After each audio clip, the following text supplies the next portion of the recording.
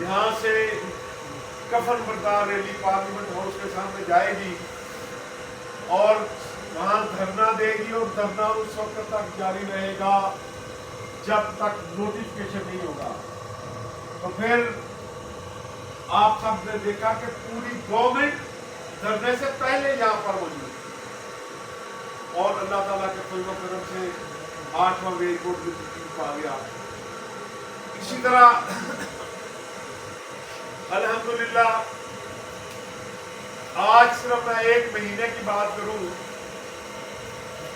تو 2 بڑی اچیومنٹ اللہ تعالیٰ نے انہیں دی ہے۔ ایک ہیلتھ انشورنس اور دوسرا پیمرا ترمیمی آرڈیننس۔ بہت سے لوگ پیمرا ترمیمی آرڈیننس آیا تو وہ تمام تنظیمیں، کاغذی تنظیمیں جو مشکل وقت میں دلوں میں گھس جاتی ہیں، ایک دم ایکٹیو ہو گئی، مینڈگو کی طرح ٹران کرتے ہوئے نکل آئے کہ یہ کالا قانون ہے، ہم اس کو ریجیکٹ کرتے ہیں۔ کوئی ادھر سے ٹران کر کے نکل رہا تھا مینڈک کی طرح کہ نہیں اس سے یہ ہو جائے گا۔ میں نے ان سے کہا کہ آپ نے پڑھا ہے اس کو؟ اس نے کہا کہ اچانک کیونکہ یہ اسمبلی ختم ہو رہی ہے، یہ الیکشن پر اثر انداز ہونے کے لیے یہ کالا قانون لایا گیا ہے۔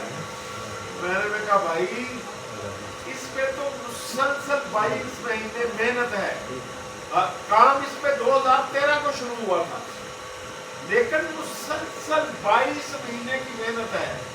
جوائنٹ ایکشن کمیٹی جو بنی تھی وہ پی ٹی آئی کی گورنمنٹ کے دوران بنی تھی۔ اس وقت فواد چودھری صاحب منسٹر تھے، ان کے ساتھ ہمارا جھگڑا بھی تھا۔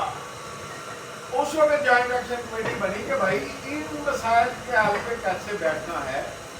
اچھا جی اب پھر بھائی جب تنظیمیں حکومت کے پاس جاتی ہیں تو وہ اپنے مسائل لے کر جاتی ہیں،